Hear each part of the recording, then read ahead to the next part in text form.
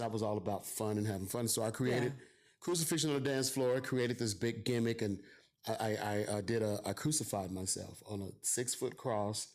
It was in the tabloids. The Observer wrote about it. It was a big deal. My family got upset with me. That was the year that it was a lot. It Ooh. was a lot, but I felt like a pop star.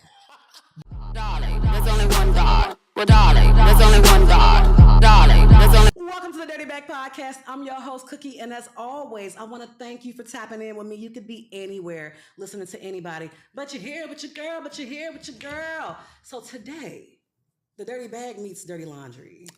Because, when you have a dirty bag, once you unpack it, you realize the contents are dirty and we have to wash them. We have to fold them. We got to do something. So I brought a guest here today that's going to help me do just that. This is the architect of Texas Soul. This is an activist, artist, DJ. He is the man here in Dallas. When you think of Deep Ellum, Texas, the art scene, you think of this man. But also he dropped his debut album, Dirty Laundry, headlined the Kessler. Hold on now. Okay. And he gave us the Dallas Entertainment Awards, the award ceremony in which your girl won Best Host 2025. So I'm welcoming Dezi 5 to the Dirty Bag Podcast today. How are we doing? What is up? Hello, Cookie. I am fantastic. That is a hell of an introduction. Baby, you here? That made me excited. I'm like, I just started rising up as you were saying all the things. I'm like, yeah, keep going. I mean, when you Himothy, what do you want me to do? No, I mean, that's fantastic. What do you want me You know, it just feels good to hear it. Dallas royalty sitting across from me. I Sometimes you gotta just- do what I gotta do. Yes, well, it's a pleasure to be across from you, Miss Royalty. You're just as much royalty, Miss last year's podcast winner.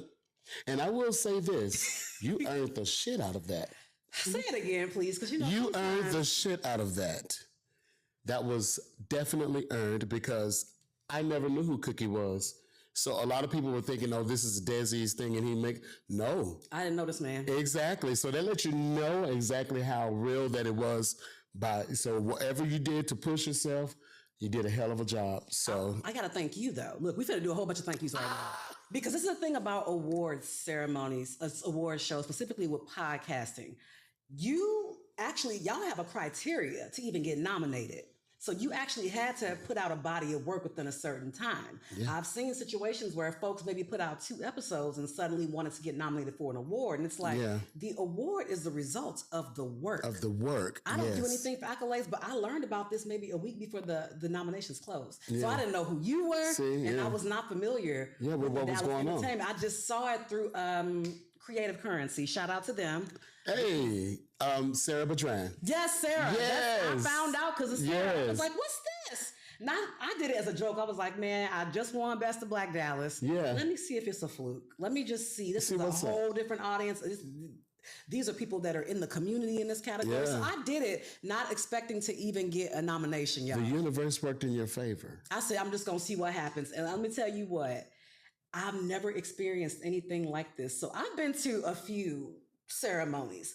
This felt like a concert. It was, you brought so many different artists, genres, and all of those things together. So I'm just going to ask you out the gate, where did the idea for this come from, especially with you already being an artist?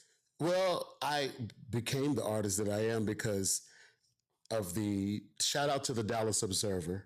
Okay. The Dallas Observer used to have, is that me? That's me. Go ahead. Okay, let me look. Let's just go Everybody ahead. turn stuff off. I heard talking in the background. Okay. Let's just go ahead and do that. Cut all that out. Go ahead. But go ahead. So, shout out to the Dallas Observer. The Dallas Observer used to have every year the DOMAs, the Dallas Observer Music Awards. Okay. And I received my first nod or any type of whatever in like 2014. And I just kind of like I became a staple of it, and I looked forward to it every year. And I believe when the pandemic happened, it just completely, and even when I moved to New York, they flew me down here to host it. They let you know how involved I was with it. You said, hold on, baby. Yeah. Flew down. I flew down after winning Best Live Act in Dallas and just doing a lot of things. And so they flew me down to actually host the last one. that they had, which Erykah Badu received the Lifetime Achievement Award. So I gave Erykah Badu a Lifetime Achievement Award in a dress. I was literally dressed. I had on a dress. That's a long story. But yeah, so when that happened, I was still living in New York. And then when I came home after the pandemic, there was a void missing. And I noticed that our scene, that when I was in Dallas, we had a very closely knit music scene. The hip hop scene was like tight. Oh. All the hip hop artists and stuff, like you know what I'm saying? It was like, and it kind of seemed like there were still remnants of it, but it was like, it was depleting. And so I just was like, okay, well, I just was thinking out of the back of my head, like we should have another award ceremony to bring us all back together. Because I think that's what kept us together, was that we had the award ceremony. Yeah. Well, of course, I didn't have any freaking clout. Of course, I'm Dezi, but I'm just still, like I didn't know a lot about behind the scenes. Okay. I was just an artist that was fucking making waves. Got it. But then when I came back home, I was asked to do the Deep Ellum 150th anniversary. Yeah. Where they were also celebrating hip hop as well. And they did a lot that year, but they hired me for their anniversary party, where I met a lot of the behind the scenes people that ran shit and that threw the festivals. I'm like, oh, so that's who threw that festival? So that's who did this? And so as I'm meeting all those people, as I'm getting to know, they know who I am, but I'm like, okay, well then maybe I should reach out to one of them to see if I can get a little background. Somebody can back me up. Yeah. So I reached out to the Deep Ellum Community Association. Shout out to DECA. There's two different. There's Deep Ellum Foundation, Deep Ellum Community Association. Yeah. We can talk about that another time. Okay. So I reached out to DECA and I told them my idea, and they said, let's do it without any hesitation. And all I needed was a big name or somebody that, they were nonprofit, somebody to back me up. Yeah. And so she was like, let's do it. And me and my friend, I immediately went home and watched like award ceremonies, like Grammy award ceremonies. You better do your homework. Oh, you better know. I did. Oh, you went and studied. I did. You went and studied. I did. So I you went can do and it watched right. like Okay. Grammys from the beginning all the way to now, even to like 2006 to 86. Oh my I God. just watched them all, and I got excited, and we just started, and we're now on our third year. Yeah. What we thought was probably a little, we're going to try this out. It has become, Man. in the words of the Observer now, it's certified in the city. So I'm excited. People were wall to wall. When I tell you, if you didn't go last year, people were wall to wall. It was so packed, and my feet was hurting. Listen. I know. We're going to make sure people have seats next year. It was so much good. But you know what? The most fun was for me was behind the scenes. I got my little award and I went to charge my phone behind the scenes. I was able to see what was happening backstage. Yeah, yeah. First of all, the camaraderie, because you ain't lying. You had so many different genres. You had rock, hip hop, drag queens, you name it. Everybody was there, but they were loving on each other. They were very supportive of each other. And you don't. I've been nominated for a few things. You don't always get that. You don't, yeah. So to see everybody really come together, it felt like we needed that. Yeah, it was. I agree. It felt like in the time frame and everything, just the election and all of that. I ain't gonna get on. Somebody got on that stage and laid into y'all commander in chief. It was a Latino band. Shout out to Cayuga All Stars. I remember exactly. Baby, that band got on the stage and let him have it. I said, okay, so this event feels like freedom. If we had a perfect country, it would look like this. Because everybody and their mama was in their room. Even if you didn't win, people were being celebrated and people just had a ball and they were free. Even the dress code, it was given, Western. So people were a lot more relaxed. Yeah. So you did that, but let's get on you, the artist, because you 2014 to 2025. Yeah. You've been in the game for a minute. I have been in the game for a minute. But you literally just released your debut album last year. Yeah. What took so long? Ever the perfectionist that I can be sometimes, but sometimes things just don't happen until it's supposed to. Ooh, come on now. Let's talk about purpose. Come on. Yeah, I wanted to have a record the moment that I started. Okay. And it just seemed like nothing ever worked out right. I have a very powerful voice, and producers didn't work out, or just the sound didn't work out, or something. So I would shelve things, or I would genre search. And when I say genre search, at the time in 2014, EDM dance music was kind of hot at the time. Yeah. And see, prior to 2014, I had been a part of a soul rock band called the Gypsy Hideout. Ooh, I was I the like that Gypsy. name. Yeah, I was the Gypsy Hideout for like 7 years. I wasn't Dezi. I was just Dezi. Dezi. I wasn't Dezi 5. I was Dezi, a part of the Gypsy Hideout. Lead man, Mr. Mick Jagger, Tina Turner guy. Okay. That was who I was. But I noticed in 2014 or 2013 or 12, before I transformed myself, when you're in an ensemble, sometimes guys want to work hard and sometimes guys don't. Alignment. Yeah, Alignment. and so what happened was, I think when I was in my rock band, we were really doing well. I was able to kind of use that legacy of the rock band to use for Desi 5 to keep going. But a lot of the guys thought that we were just playing in the garage and having fun. I'm like, no, I'm trying to working. get it. Yes. I'm working. And so when I realized they weren't putting as much as I could put into myself, I just decided to go solo. But when I went solo, I was like, well, which way am I going to go solo? I could go R&B, which is very cliche and very overly saturated. Or I could go soul at that time. But then I'm like, okay, we already had, like, at that time, the crooners and, you know, I always call them the good niggas. You know, the ones that you know. Break down what it means. Y'all know what he's talking about, but you go ahead and clarify it in case. I'm gonna call it, the reason why I say is the ones that cleaned themselves up to be commercialized and accepted by the society mainstream. And I know that I have the tools to sing. I sing just like Ray Charles. I sing like Tina Turner, Sam Cooke. You are a fusion. You are Yeah, you know, so I have that ability to do that. But I was like, no, I want to do it another way. So I decided to go more on the electronic and dance and EDM side, and I embraced Zed and Diplo and Lady Gaga and Madonna at the time, and it was fun. It was fun. I adopted that character, and that's when Dallas started to call me a pop star. I got my first write-up, and then you know, there's no pop star without a little sacrilegion, and so I released a EP. So I did release work. I just didn't release an album. a body of work. So I released an EP at the time called Crucifixion on the Dance Floor, an ode to Confessions on the Dance Floor by Madonna, of just a record that just makes you want to dance from beginning to end, because I was all about fun and having fun. So I created Crucifixion on the Dance Floor, created this big gimmick, and I crucified myself on a 6-foot cross. It was in the tabloids. The Observer wrote about it. It was a big deal. My family got upset with me. That was the year that it was a lot. It was a lot, but I felt like a pop star. That's about pop. I mean, Madonna did it. She was kissing like Jesus' feet, all of that. I felt like a pop star, but at that time I was very vivacious. I was which I still am. Yeah. But I was younger. I didn't put nice periods at the end of sentences. They were exclamation points. You wasn't taking vitamins yet. Yeah, you know what I'm saying? You better nasty. So that was a big, Dezi was a whippersnapper. If you did something that I didn't agree with, I would call it out.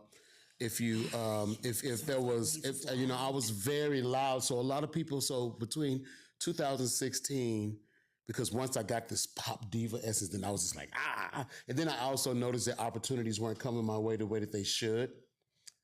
And I was just like, what's going on? So then I wouldn't do anything but lash out even more. So I just became like this. Oh, that's interesting. I became this self-saboteur. Do you feel like it was on purpose, or do you feel like you were right? I was right. Okay. I know for a fact that I was right. But, you know, my publicist told me at the time, and at the time, my publicist was representing Charlie Crockett. Okay. And I don't know if you know, Charlie Crockett is now a country artist or whatever, and he and I had the same publicist, and she told me he's a lot easier for me to market than you are, you know. And I get more palatable. More, yeah, because I'm wearing fishnet, and I'm just like, like, you know, like I'm giving it, which is a lot. But, you know, now the kids are doing it, and it's like, it's so crazy. It's so crazy. How do you feel about, because speaking of that, because you posted something the other day, and you were like, you see the inspiration. You're welcome. Yeah. I do see, you know how they say you have 2,000 views and 20 likes. Man. You know, and that's those people that are like watching everything you do, but then you kind of see the pattern. And I just saw something that morning that ruffled my feathers, but in a business way. And I went back to old school Dezi when I did that. But you were. But I was right. You know, it's so funny. I read that after I saw India Irie did a post last night because somebody was talking about Neo Soul and they didn't mention her. Yeah. And she was like, that is basically saying, that's so interesting that y'all leave me out of the conversation, but I see my DNA all up and through this. Yeah.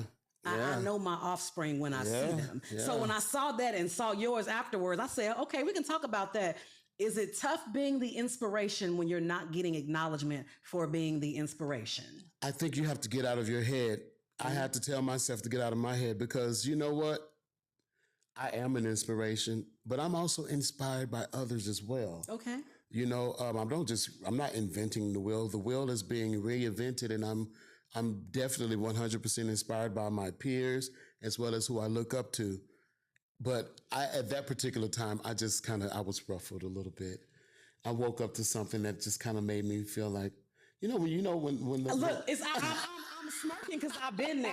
When you see that you've inspired somebody, but they're not acknowledging the inspo, but they're pretending like it's a concept they came up with, or that they weren't moved by your move. I ain't gonna lie, that's a part of me that has to work on that as well. I'm not necessarily saying you owe me anything, but if you're actively watching, I'm really big on giving folks their flowers. I know that I would not have had the achievements that I've had, whatever, how tiny it is, without certain people. So I'm always going to say I shout people out quite a bit because I wouldn't be here without you. So I don't ever want nobody to think that I'm doing this just because of me.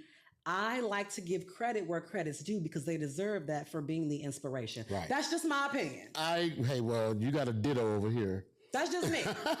It's okay to say I was inspired by XYZ. Yes, because we see it. Yes, you know when you done birth sons. My entire set right now, my summer Dezi right now. I don't know if anybody's watching me or if any of you guys, but when you do go look, the tiger stripe shirt with the fringe, that is Tina Turner down. Oh yeah, I'm a huge Tina Turner fan. So yeah. I saw that shirt and I said I want to get that shirt made before a man. You know what I'm saying? Hers was more deeply cut. Mine was this, and I pushed singles on the side. But it was completely I did Hollywood Nights. I did Proud Mary. So like, I am inspired 100% by Tina, and I will always let her. You pay homage. My 100%. I think that's the thing, is actually paying homage and not trying to. And we don't have to ever do, because we see people. We know people are watching Beyonce. We know, and every day everybody's not saying thank you, Beyonce. But I will say this to the reason that I was upset, and I'm gonna leave it at this. Come on. Beyonce continued her entire Cowboy Carter concert, which was fantastic, sold out, highest selling country tour ever. But you better believe once Beyonce's concert was closed, a week later, Dolce announced her concert. There's a sense of respect there that I think that peers, especially when you share audiences, and I was in an instance where I felt that someone who we share community, we even share bands. They had announced 2 days before my show that they had a show there, and ever the human that I am, I'm like, dang, you human. It's okay to be. I'm human. like, dang, you know what the hell, you know what I'm saying? You're welcome, boo. You're welcome. So so that's where that came from, and so I just kind of like I overshared my feelings, and what really upset me was this person actually screenshot that. I sent them a message that was between the two of us, and I sent them a message, and I said, "Not the screenshot." Yeah, I said, "Oh, so why you got it? Why your manager got you doing everything I do?" Instead of this person as that I thought was my friend that we could like kiki, be like, "Girl, whatever, we're not doing what you do." This person literally screenshot it, sent it to the manager. The manager and I are peers in this music scene. So me and him. That was you, messy. Oh, messy. We spent the whole day. I spent the whole day like, dude, it ain't like that. We're good now. But, and I ain't good, but I don't know about the person that sent that message. But at least you put it on the floor. I think sometimes we have this thing with tiptoeing. I think that when you tiptoe around issues, they become bigger and more massive. Let's just call a thing so we can move past it. Because now I'm giving you the opportunity to unpack why you feel the need to. I think people are intimidated by those type of people, which are us. And that's why I hate was that like, why word. nobody want to talk about? Why nobody want to talk to me about it? Why couldn't he talk to me about it? Oh, well, you were about to get some information that you were going to get. I don't know. So what's another word for intimidated? I don't know. Because people would deny it to the end. I was talking about something the other day. I said, you know what? Maybe it's not. Maybe we don't need to shrink ourselves necessarily. But I think it's okay to read the room when you have a big personality and you know you him and you know you hear her. Here's why. You know when you walking in a room what type of essence you carry, what your energy does. Yeah. Period. You recognize it. So I don't have to. I take up a lot of space, as do you. I don't necessarily have to take up space in this room because I don't need it. You probably need it more than I do. Yeah. So I can let you be I can let you cosplay my personality and not get super offended. I might throw a little shot in episode here and there. Yeah. But I get it. You need it more than I do. This is something that it's not on me, it's in me. Yes. And when it's in you and not on you, you can you will forever be fruitful and multiply ideas and things because it's just who you are. Which is why I had to come to Dezi and just realize that and not even allow it to, this is the life, I definitely, I know I am in the beehive, but I'm in the beehive to the point where I'm a Destiny's churn. And, we to saw the day one though, like we're yeah, old like enough to literally, yeah, remember like Beyonce. I went to high school here in Dallas. My school is called Lincoln High School. Shout out LHS. We have radio television. Our radio television instructor was on the radio in Dallas. So he already had a radio, his name was Louis White. Yeah. All of the celebrities came to our high school. Usher, Brandy, all the kids, Jagged Edge. This was around in the, so we saw, so quite naturally, Destiny's Child is coming. So for 2 weeks, I think Destiny's Child was doing something here in Dallas for a minute, and they ended up spending like 2 days at our school. So they were in our classroom. So Beyonce and I were in the same class. Oh, okay. So we're the same age. Listen, yeah, but we're right. We are we're the same age. We grown. We grown. Yeah. So I was literally in the class with Beyonce for like 2 days because there were 2 underclassmen and 2 upperclassmen. Okay. And this is when the 4 of them were still together. Latavia and Latoya. Latavia and Latoya. They were all still together and they used to wear jabots and jumpsuits with the hats, and Beyonce wore a jumpsuit with a hat with a ponytail through the hat. Nothing special, but I knew that there was something about this group then. And then when they first separated, when they first split up, when the 2 girls were sick, at least that's what they told us at Six Flags. Look, y'all think y'all be hype. I'm gonna tell you about some. This is right. I'm gonna tell you about some real hype. So it was just Kelly and Beyonce at the first of all, we got these tickets from K104 outside the school, and they just were like, y'all want to go see Destiny's Child? We went to go see them. Destiny's Child was just now hot. This was around the time of the second record. Mm-hmm. Writers on the Wall, baby. I love that album. Whoa, do we all? If you leave even my third brother liked that record. You leave him. Pack our bags. Let's say a word. Let's go far away to another place. Yeah, that was my song. Yeah, that's a good fucking record. Rent was due. So yeah, rent really was due then too. Actually, you know what? I read Tina Knowles' book, but anyway, did you read it? I need to. I'm the only person that ain't read it. You got to read it. It's pretty good. Well, you can listen to her read it. It's fun. Oh yeah. Yeah. So we went to Six Flags, and it's just Kelly and Beyonce on stage, and they were like, "We're sorry, y'all. The other members are sick." And this is before. That's Beyonce hard. And they had on Peach. They were so cute. And anyway, but that's when that's why I feel like, baby, I go back. Like I am a beehiver. Yeah. So that would also explain the expectation and your level of performance because you don't mess around. I don't play. Do you feel like the kids are not? How do you feel about the effort put into performances with this new generation versus what we grew up with? Go ahead, guy, because I could tell you. We in the TikTok era. Yeah, but we can just do something for like 7 seconds and boom. And you have this, and you're a performer. But when you realize after you got famous in this square, and now you got to go and perform in front of 30,000 people, and you don't have that square. You got this, you got that, you got this, you got that. Then that's when the tea really comes. That's when you know who's, there's a lot of TikTok and Instagram famous people, but can they really handle performing? I come from the era. Beyonce had Parkwood. I was a marching band kid. I went to FAMU. Okay. I marched in the band. So I had the HBCU marching thing in me. The whole practicing, raising money when you don't have it to get band uniforms, selling Sitting chili. on the corner. Yeah, They you know used what I'm to call saying? them toll roads. I am a hustler when it comes to Yeah. my music and my craft. I didn't, sometimes I look at my followers and I see I'm just at 7,000 and I see people at 77K. And then when you think about it, a lot of those are bots.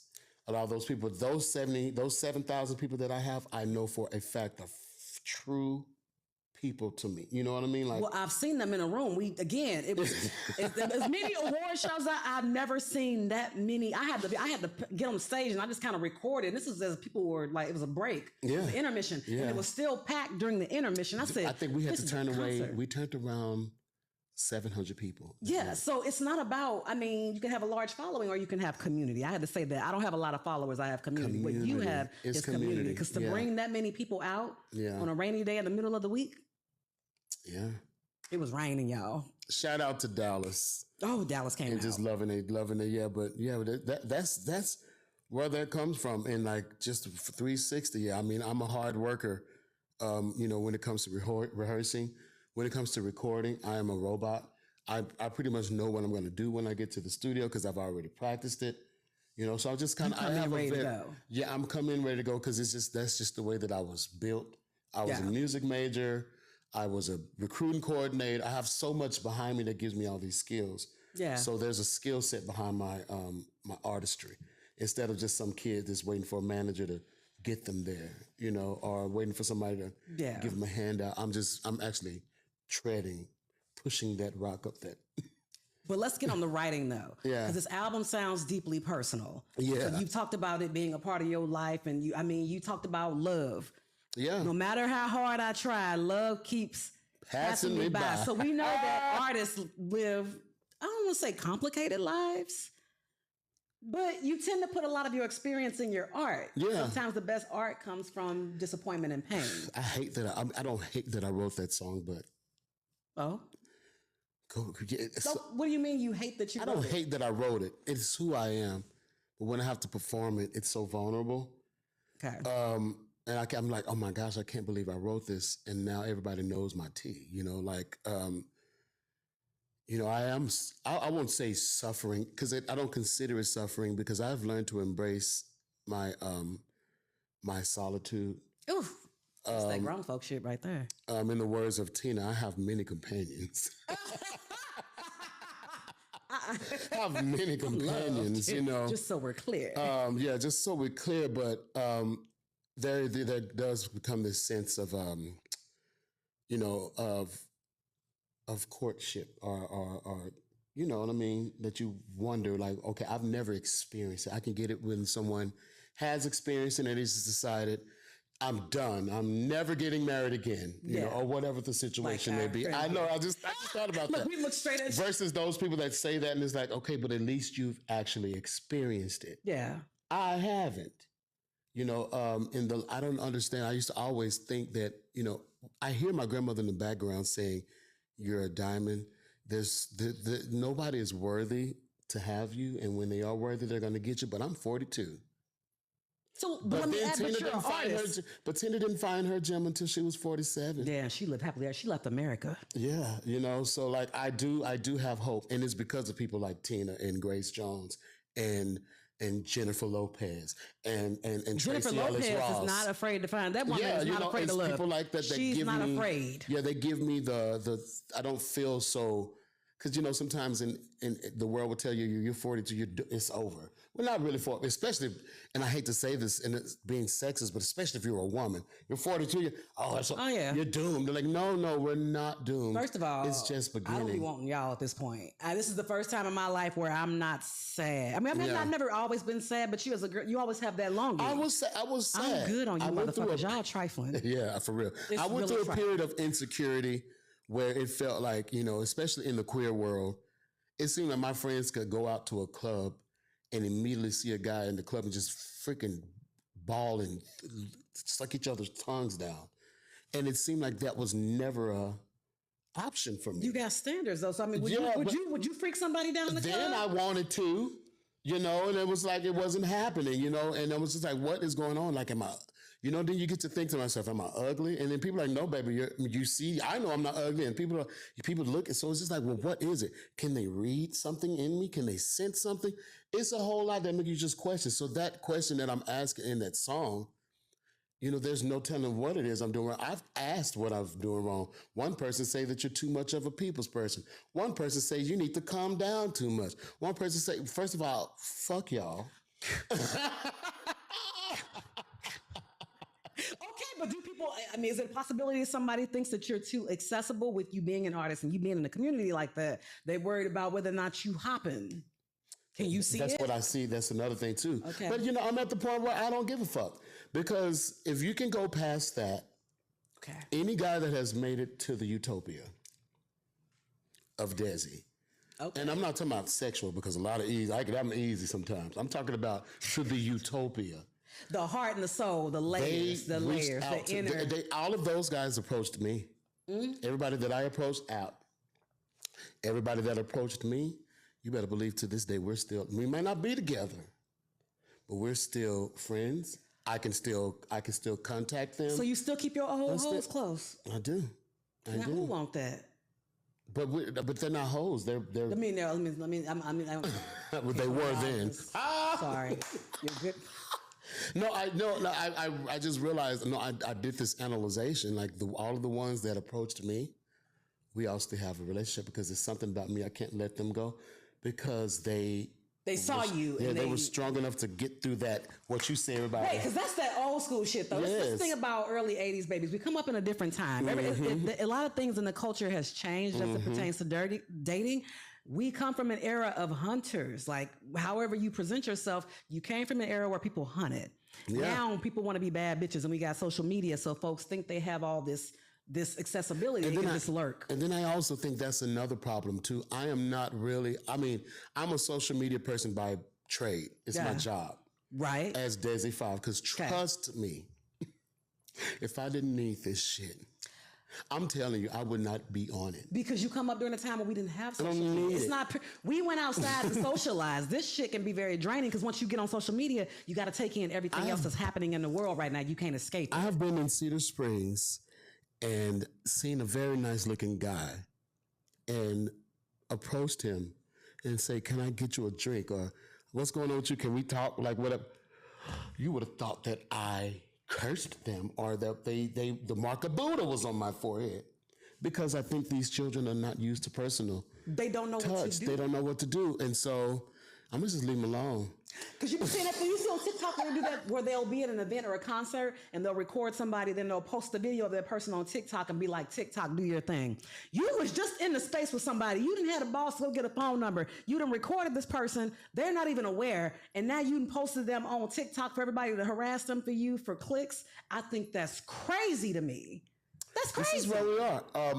I really do. I think that this next generation, like these children that are probably about under 10. My dog. No, seriously, these kids that are under 10, like, because they're in that Roblox phase. But Yes. I think what's going to happen is they're going to yearn for real, and it's going to revert back to, I'm not saying completely revert, Some. but authenticity We need is going to be yearned from those kids because things are so easily accessible to them the moment they They're come out gonna the get gooch. bored. They come out, yeah, they're going to get bored. So going to a concert and not having cell phones is going to be a thing. Like, it's a party and there's no cell phones. It's going to happen. The reason why I say that, and I've always been told that I was ahead of my time. A lot of things that I'm seeing now that is happening, you know what I'm saying? So I do feel that that's real. I feel it in my soul. It's got These kids are going to yearn for real shit because it's just too easily accessible to them now. I don't like it. That's why I have friends who have my phone number but will DM me. I'm like, why the hell are you DMing me? So you're forcing me to get back on this app to communicate with me in this superficial world when you can call me, we can have a real connection. Like, can we schedule a coffee date? Can we go get something outside of this shit? Because I don't like it. Even at the podcast, I don't like it anymore, y'all. Yeah. So me and my best friend, we both realized that we just need to elevate ourselves. And when I say elevate ourselves, there is a group of us around here that we are definitely using social media It is a fun enhancement. It's just like us getting a Super Nintendo back in the day. It's fun. You know, it is fun. You know what I'm saying? But it is not our life. Right. And I want those people that can tap in and tap out, tap in, understand, and you know what I'm saying, that understands algorithm and stuff, but then we can still be present. You know? And be present. So I think that might be the key to getting back to like real dating is to like, it's a sport at this point. You're on the hunt for humans. We're on the hunt for humans. And I'm like, and the hunt is through digital. Anyway. Just tell me where to go. Tell me where to go. And then seeing those little, when you type somebody and waiting for, seeing them maybe type back to bubbles. you. The bubbles. I'm so over it. Say, nigga, spit out, nigga. What you want to say? Then they have the bubbles up for a minute and go, okay, listen. Do you want me or do you want to knock the Mario coins out of me or not? Do you want to spoil me or not? So Do I have to stop paying bills or not? So I get that because I mean, we were early. We had to, I mean, I know I had to in college. I had to email Mark Zuckerberg to get our college added. So that's how far we go back with the social media stuff. But it was even pure then because it was like, hey, what class you in right now? I'm going to come see you in the hall. Baby, I'm chat line old. I never got on the... Just that's all I have to say. We yearn for some old stuff. So then how much of that plays into your writing process with this music? Like you got your life, your experiences, you sorting through stuff. Now you're creating this body of work. Well, I mean, through my music is authenticity, analog, you know, like this, the reason why it took so long for a record, because I didn't have the money to do the way that I wanted to do. Support your artists. And the way that you do what you wanted, what I wanted was when you say authenticity, I wanted real instrumentation. Okay. I wanted a real studio. I wanted real, you know, real audio booth. I didn't want to be in somebody's garage. I didn't want to be in somebody's living room with where their wife and their kids is running around. I wanted a real studio experience. And I hear that. And until I got it, I couldn't come out with the proper record. I was just so lucky to, and I'm not ashamed to brag about this because this person is very instrumental in my life. And I met him through being cordial and not being on my phone all the time. I was in Deep Ellum. It was this gorgeous white kid named Tyler, blonde. I mean, when I say white, he's blonde, white boy, blue eyes. You would think that he's privileged just because of the way that he looked. Yeah. But he comes from a family of hard times, and he worked his ass up where he is. And I think I learned that from him because he and I just hung out in Deep Ellum. And I noticed that he was a part of this company called Toast that all the restaurants are using. And at this time, Toast wasn't as popular as it is now. People were using the Aloha system, all the restaurants. And I saw him tell me, I'm going to get every bar in Deep Ellum is going to be my client. And I watched him do it. And I would praise him about it. I'd be like, dude, let's go get a drink. Good job. Like, you know. So one night, it was 420, and I had a 420 show, and I had just got my PPP loan. Shout out PPP loan. I had just got my PPP loan, and so I said I'm going to invest into my artistry. That's when I first started like really investing into myself. And I bought some merch, and I bought these Letterman jackets. And it was, so 420 is April, not cold. It's in the words. It's Texas. You don't know shit. It's Texas. We don't fucking. But I had these jackets, and I still brought them to the show, even though it wasn't hot. Cold, but people might still want to buy one. Yeah. Well, for some reason, the universe decided that we're going to make it cold. And when I tell you it got balls to the wall, drop cold, like people were like, people came up bought jackets, $135 jackets, and I sold $735 jackets. Look at God. That night, and he saw that, so he comes over. He saw the work. Yeah, he saw the hustle. So we both just like. We both some hustlers up in this bit. You know what I mean? Like, we already got that camaraderie. Well, one day he asked me if I used to do a showcase in Deep Ellum. He said, can you let my brother perform? And I was like, is it good? You know, I'm not just going to let anybody go on the stage. Yeah. He said, come on, man, it's me. You know, I'm not going to lie. You know what it is, you. Let your brother get on stage. And his brother got on stage, and his brother was decent at the time. He's much better now. And the music caught my ear. And at this time, I was tired of chasing the dream of this album because it didn't seem like it was ever going to happen. So I decided, I'm a talented person. So I'm more than just an artist. I'm a wedding singer. I'm a DJ. And so I just was like, I'm going to just focus on being an entertainer Yeah. And versus the artist part, because the artist part is expensive and it's draining me. I am in my 40s. I ain't got no money saved up. Been putting all my life into this shit. I'm done. Right. I was like, I'm done. I'm gonna focus on how to make my entertainment world make me money because I know that it can. Right. And but I heard his brother's music, and I just immediately thought, I guess I could probably work with that. Just hearing his sound, I was like, so who produced your music? He said, I do. I said, okay, well, you kind of gave me a little breath of fresh air. I hadn't really been thinking creatively here lately, but you made me think creatively. So he said, let's talk. So we had lunch, and we talked about my vision of what I want, and he and I sat down and we created a plan before we even jumped into the studio. Oh, wow. And then we created a plan, and in the midst of that plan, a lot of things didn't work out because you realize a lot of these kids nowadays, and this is not throw him under the bus per se, please don't make it look that way. But a lot of these kids use a lot of tools online. I am an analog 82 baby. Listen, 82. 82. So this gentleman had wrote about 12 songs for me, and they were fun. And I just immediately started writing. Now, prior to this, I only wrote about having a good time. I was afraid to write about love because I felt like I didn't have one. I didn't have a love life. But I moved to New York because I wanted to soil my royal oats. In the words of New York Hoe'in. to be a hoe. Oh, I sure did. Hoe'in in I New wanted York. to feel what it was like to be promiscuous. It seemed like there was a block in Texas holding me from that. I don't know what it was. Maybe the Bible. I don't know what it was. But all the other Listen, gays, this is Southern Belle. no, but all the other gays were getting it. But I'm like, what is up with me? But the moment I would go up to New York, they would just flirt. They come to me. New York is different. Yeah, so I was like, I think I want to move up here. So I moved up to New York, and I was able to soil my royal oats the way I got on prep, and baby, I prepped.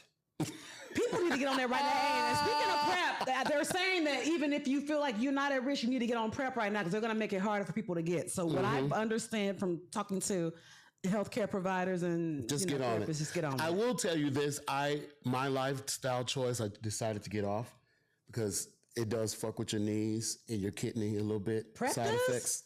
effects, yes. Your knees? Yes, your bones and your kidney.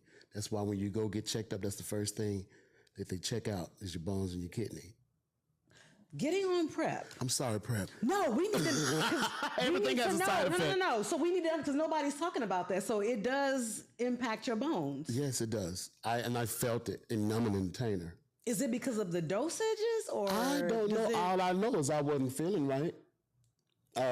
I wasn't feeling right. My knees were hurting a lot, and I'm constantly. I was in ballroom, and I know I've done a lot to my knees over my, You and Beyonce your knees. Yeah, as an entertainer, I know I have. I know that I have. But at this time, I was 35, and I just remember the moment that I got off. I want to say within like months, my knees and I said, I'm just going to try it out. Yeah, knee reversal. I had a knee reversal, and I was like, you know what? I just want to go back and I'll just control my sexuality, which I'm at that age where I can. But when we get a little bit older, I feel like We can control. celibacy is a lot easier. Either celibacy or Dry just as the really, Sahara Desert or over here, either baby. just, I ain't or either doing just shit. really just know how to plan with your partner. I definitely get tested quite often. Oh, yeah. But I always make sure that. I told you I sold my royal oats in New York. You did what needed to be done. I did what I needed to do, good. and I was on prep then. I promise you I was on prep the entire time until when I decided to get off, and then the pandemic hit, so here I am. You was responsible. I was responsible, yeah, because I was like, if I'm going to do it. You're the first person I've ever heard talk about being on prep. As many people, queer, straight, I've never heard anybody talk about preventative measures. But I did. I got on prep, and I was a hoe.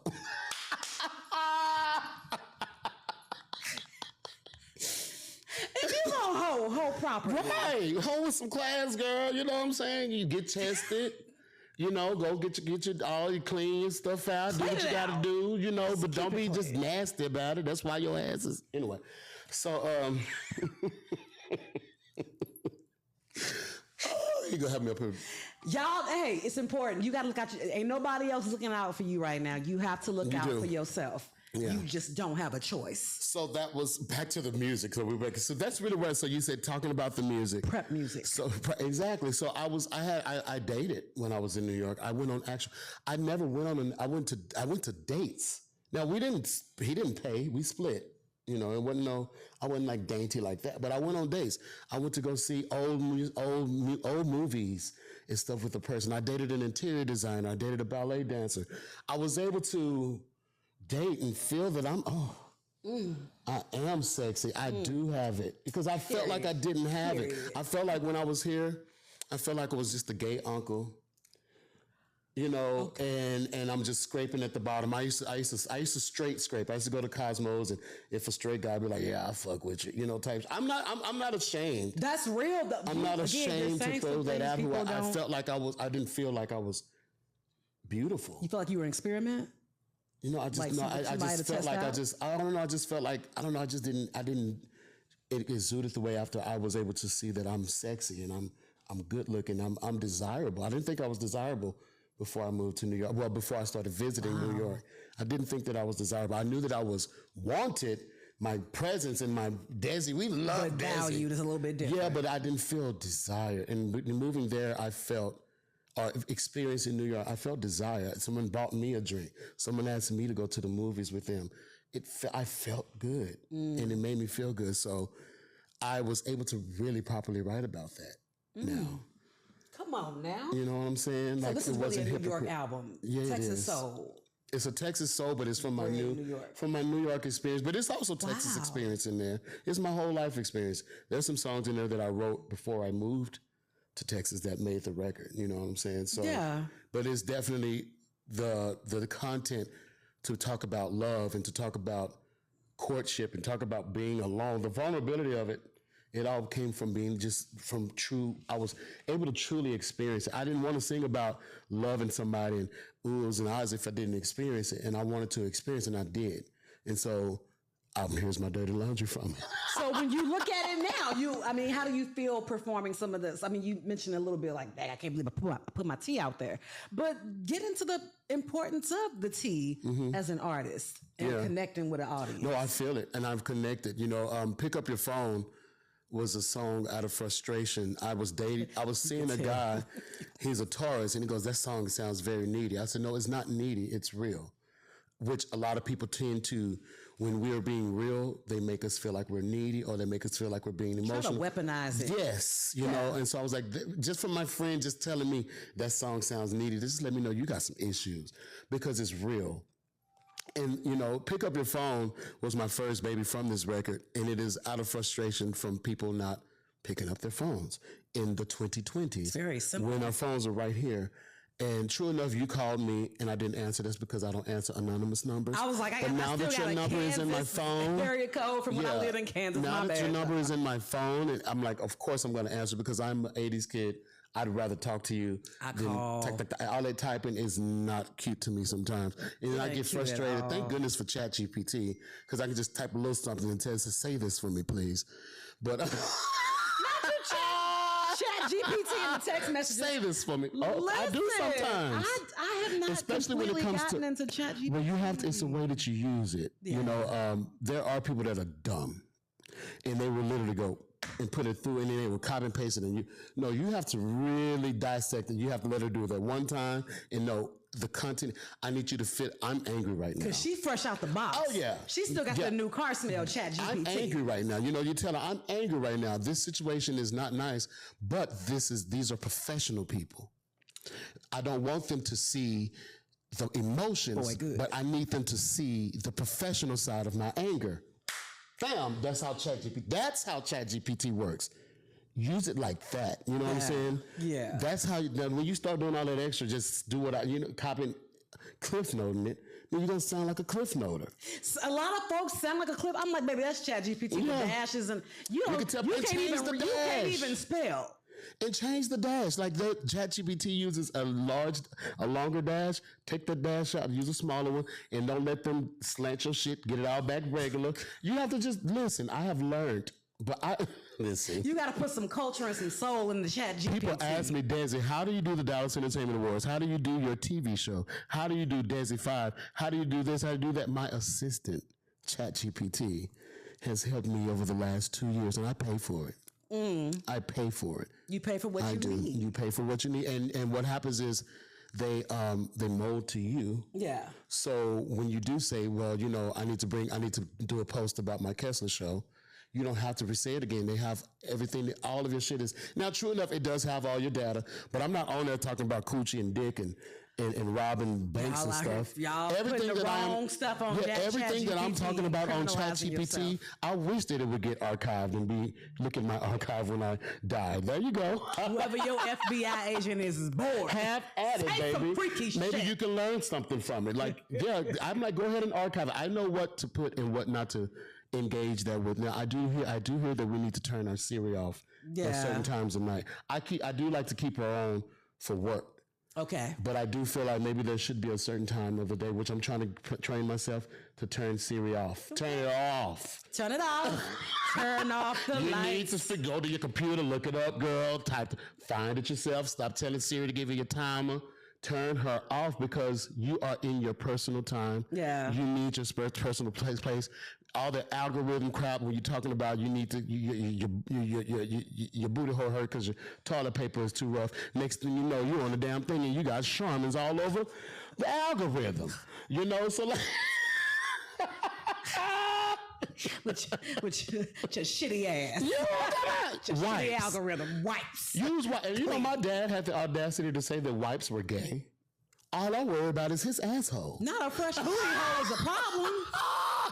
Not a clean ass. Talk about that nigga gay. He used wipes. I was like, Daddy, that's not nothing. Got nothing to do with being gay. I was like, don't say that. If somebody is going to feast back there, I want to give them a clean, you know. I want to give them something clean. Period. So I know back to the dirty laundry. See, this is what happens, and I knew this because I love cooking, but that's really where it came from. So all of those experiences, I was able to incorporate into that record. So mind you, I told you my friend, his brother was writing songs for me. Come to find out, he was using Splice, which is a tool that a lot of producers use. It's like first come, first serve. I have no problem with that tool. But that's not how I wanted my first product to be. Yeah. It's not a great representation of me as an artist. Yeah. And so I washed my hands of it, and I was just like, I don't think I'm going to finish the record. And his brother came to me, took me to dinner. I remember it was like 2 days before Christmas. He took me to dinner, and he was like, why did you stop working with my brother? I said, it's not that I'm not working with him. I just can't work that way. I don't want to sample. He was like, well, Drake samples Beyonce. I said, but they are who they baby, are. But I'm Dezi. What we talking about? Yeah, and I'm Dezi. And they didn't start out sampling. You know what I'm saying? So at the end of the day, you know, it's all about how you start. And that's not how I want my first record to be. I'm sorry. He said, well, then what will it take? I said, I want my record to be analog. I want my record to be my music. When you hear this song, that's mine. That's not coming from nobody and sample this from this person or whatever. And he says, well, I really want you to work with my brother. And he says, well, what would it take for you to continue working your record? And I said, I told you, I want this. I want to choose my own musicians. I want to choose everything, the producers, the studio, the whole nine. And he says, well, do it. Send the invoice to me. I guess he must have got a bonus from Toast or something. So they don't want to pass on good talent. Yeah, so I sent the first invoice to him, and it was real. I went and Pick Up Your Phone was the first song from his sponsorship. So from there, we created a formula, and I started recording more songs. Didn't know quite what the album was going to be called. I was just recording music. Went back to visit New York, as I feel like the album is almost through, but I don't know what the album is. I don't really know the concept of it or anything. Went back to New York, and my friend who does massaging, and she was like, she loved Pick Up Your Phone. She's like, you got some other music? I said, yeah, I got some other music I'm going to put on the same record. And as she's listening to it, we got to Alone, and she was like, dude, you're just airing out all your dirty laundry on this record. And I was like, that's the name of my... The way a concept comes together, you gotta love the creative process. I love that. I was like, okay, so I think that's going to be the name of my record. So I didn't have a song on my record called Dirty Laundry. Well, JT, J Analog, I called him. I was like, dude, we're going to get back to the house and write a quick song about Dirty Laundry. Go. But, he at this time, K Tronato's hot, and he had this amazing tune that he had created. And we went in and we wrote that tune. We threw the introduction on Lavendaria, which is not Lavendaria, it's Lavendaria.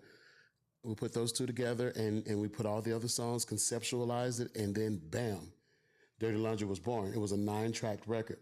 Now, tell me if I'm talking too much. Oh, no, we getting Now, what happened was I released Dirty Laundry November 15th, and I released it as an R&B record. And I don't know if you notice, a lot of people when they release records or release singles, after 2 weeks, they forget about it. They're ready to release out another record. Yeah. Yeah, let it breathe. I just spent some money on this record, and I wasn't going to. I'm like, the sacrifice, and this guy spent this money on this record. Like, there's no way I'm just going to be like, okay, what's the next thing? I got to let this sit. Yeah, let it breathe. And so my mom was at the house, and she heard Missing Myself, and she said, will you come with the first line? It sounds like you're doing a little country. She said, you trying to be a country artist, son? Like everybody else, this is like what she said. You trying to be a country artist like Beyonce or whatever? I was like, no, it's not that. I said, if it sounds that way, that's just how the dialect. I said, that's really what turned me on about the song, was it had a Tina Turner essence. Lately, I thought, in my mind, it was Tina Turner. Somebody else might say this country, but I feel like it had a Tina Turner flair to it. It reminds me of Tina Turner. We don't need another hero. Hey! So that's what it had to me. I don't know what you guys are interpreting.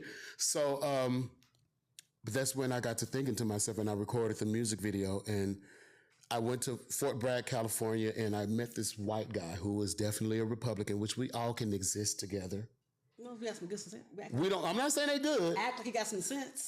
You act like you got some sense. We were both on the deck. We were literally on the dock of the fucking bay, getting high. Okay. I was smoking my joint. He was over there with his wife smoking his joint. Okay. And he just so happened to come over because he saw I had on some cowboy boots.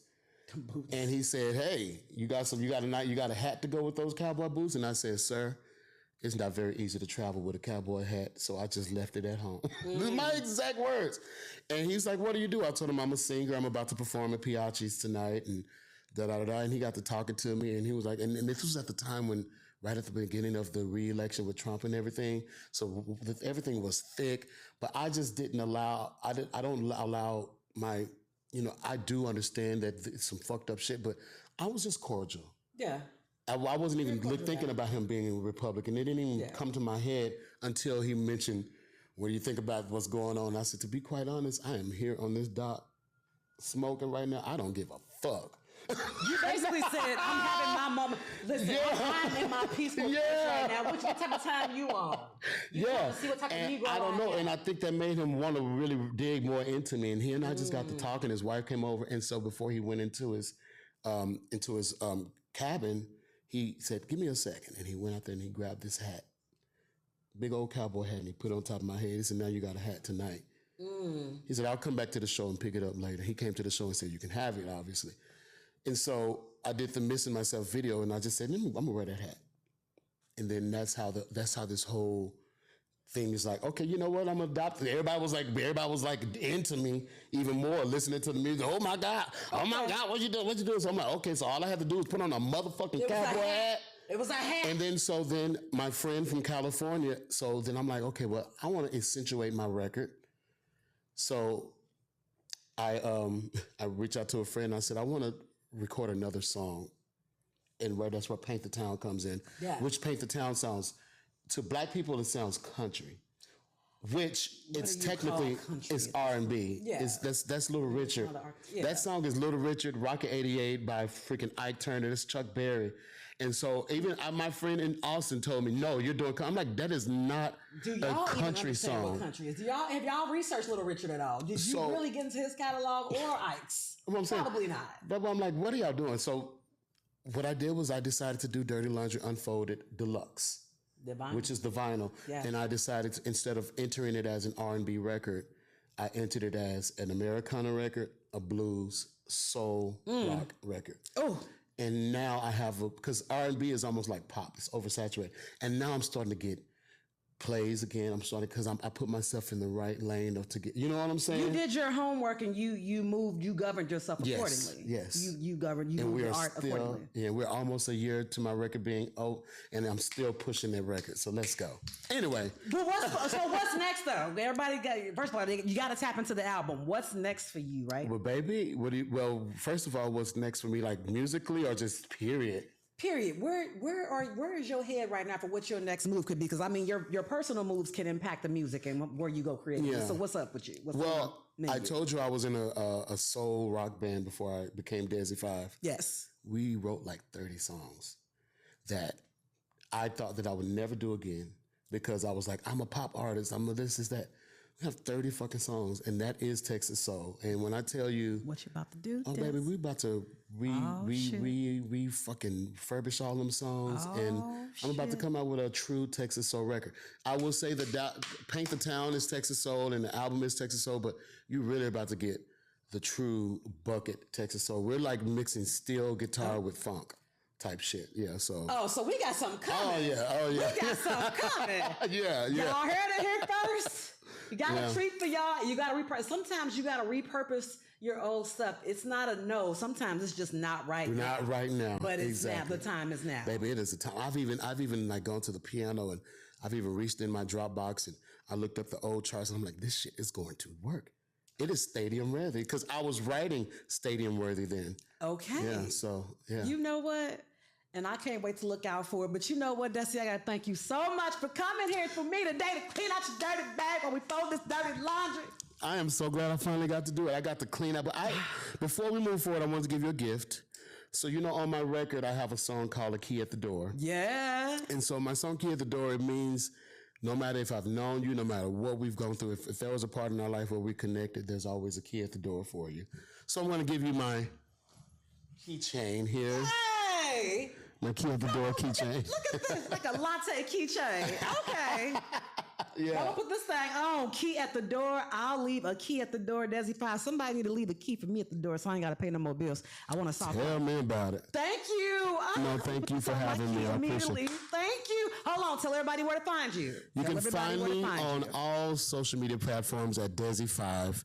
At DEZI5. Now, my Facebook is weird because of Mark Zuckerberg. I need you to fix my meta situation. Stuff.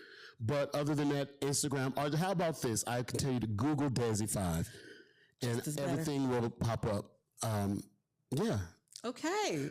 Well, he told y'all what to do, y'all. Thank you so much again for tapping in with us. Whatever we got going on, I just heard today that apparently cases of COVID are rising back up and Texas has the highest one right now. So we're applicable, I guess. Wear your mask, wash your hands, socially distance, and when you get a free moment, please remember to clean out your dirty bag. Till next time. Till next time. Come on, clean out your dirty bag. Hey! That was good.